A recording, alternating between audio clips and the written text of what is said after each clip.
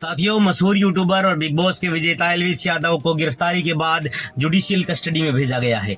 जी हां दोस्तों, 14 दिन की न्यायिक हिरासत में भेजा गया है। लेकिन ये मैंने पहले भी बताया था वीडियोस में कि 14 दिन की न्यायिक हिरासत में भेजने का मतलब ये नहीं कि उनको 14 दिन ही जेल में रहना होगा।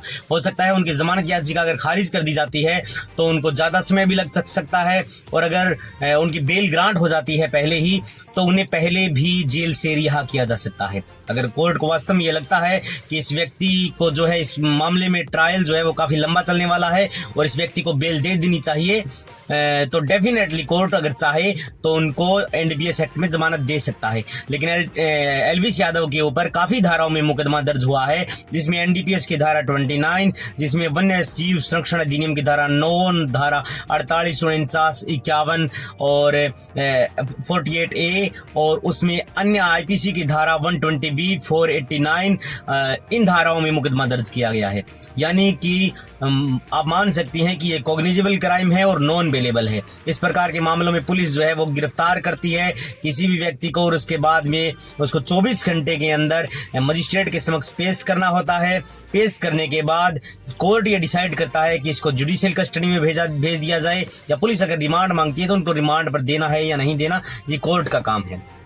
तो साथियों, आपको बता देना चाहता हूं कि पूछताछ के दौरान पुलिस से ये पूछताछ जब एल्विस यादव ने की तो मीडिया में ये खबर आई कि एल्विस यादव ने अपने तमाम जो उन पर चार्जेस लगे हैं उनको कबूल लिया है, और उन्होंने कहा है कि वास्तव में रेव पार्टी में स्नेक वेनम जो है उसका इस्तेमाल किया गया, स्नेक का इस्तेमाल किया गया, और एनडीपीएस में जो धाराएं हैं वो इस बात को लेकर के हैं कि नशीली पदार्थ यानी कि नशीली चीजों का इस्तेमाल रेव पार्टी में नोएडा में किया गया।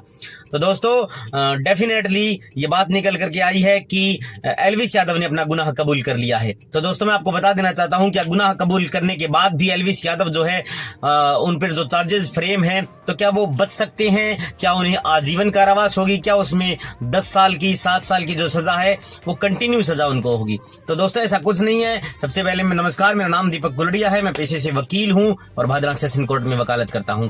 साथियों, अगर कोई भी मुलजिम, अगर क्राइम होता है, कोई भी मुलजिम अगर पुलिस के सामने हाँ भर लेता है कि ये मर्डर मैंने किया है, ये एनडीपीएस की जो धाराएं मेरे ऊपर लगी हैं, तो वास्तव में मैंने ये गुनाह किया है, या मैंने मारपीट की है, चोरी की है, डकैती की है, लूट की है, कोई भी मुलजिम अगर हाँ भर ले पुलिस स्टेशन में, और पुलिस जो है वो जबरदस्ती उनसे हाँ भरवा ले कि आपने ही किया है और आप इसमें साइन करो, और आप बयान जो है वो आपके नोट किए गए हैं, तो ये जरूरी नहीं है दोस्तों कि ये बातें जो है वो हाँ भरने के बाद, कागज पर आने के बाद उनको सजा होगी।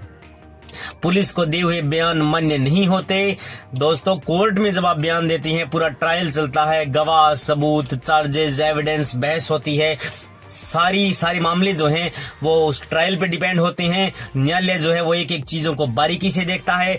पुलिस के सामने अगर आप हाँ भी भर लेते हैं कि ये क्राइम मैंने किया है, तो ये जरूरी नहीं कि आपको सजा मिले, आप उस मामले में बरी भी हो सकते हैं। जी हाँ दोस्तों, ये कानून की खूबसूरती है, ये संविधान की खूबसूरती है कि इस प्रकार के मामलों में अगर कोई भी व्यक्ति से हाँ भरवा ले पुलिस, तो उसको सजा हो ऐसा कोई जरूरी नहीं है, बरी भी हो सकता है दोस्तों, क्योंकि पुलिस को दिए हुए बयान जो है वो मान्य नहीं होते। इसलिए आपको घबराने की जरूरत नहीं है। अगर पुलिस मारपीट करे और कल को आपसे गुनाह कबूल करवा ले, तो ध्यान रखें, अगर एल्विस यादव ने भी ये गुनाह कबूल किया है तो आप मारपीट से बचने के लिए बिल्कुल हाँ भर सकते हैं कि हाँ ये गुनाह मैं कबूल करता हूँ इस गुनाह को, और ये गुनाह मैंने किया है। तो ये जरूरी नहीं कि आपको सजा होगी या वो बयान जो दिया हुआ है उसका कोई महत्व होगा, उसका कोई महत्व नहीं है। कोर्ट में ट्रायल चलेगा, सबसे बड़ा महत्व कोर्ट में ट्रायल का है दोस्तों, इसलिए आपको घबराने की जरूरत नहीं है। अगर आप ये भी कहें आपने कोई मर्डर भी किया है, आपने कोई एनडीपीएस का भी मामला आपके ऊपर दर्ज है, कोई अन्य मारपीट की है, चोरी की है, लूट की है, और आप ये कहते हैं कि ये क्राइम हो सकता है आपने किया हो, और तो भी आप ये कहते हैं कि क्राइम मैंने किया ही नहीं है, आपका कॉन्स्टिट्यूशनल राइट है, आप पुलिस को मना कर सकते हैं। अगर पुलिस मारपीट करती है, आपसे दबाव में जबरन आपसे बयान ले लेती है, तो कोई दिक्कत नहीं है, आपको घबराने की जरूरत नहीं है। पुलिस को दिए हुए बयान मान्य नहीं होते। पुलिस दादागिरी से, लाठी डंडे के जोर पर आपसे बयान दर्ज करवा सकती है, आपके बयान रिकॉर्ड करवा सकती है, लेकिन आपको घबराने की जरूरत नहीं है। पुलिस को दिए हुए बयान कदापि मान्य नहीं होते।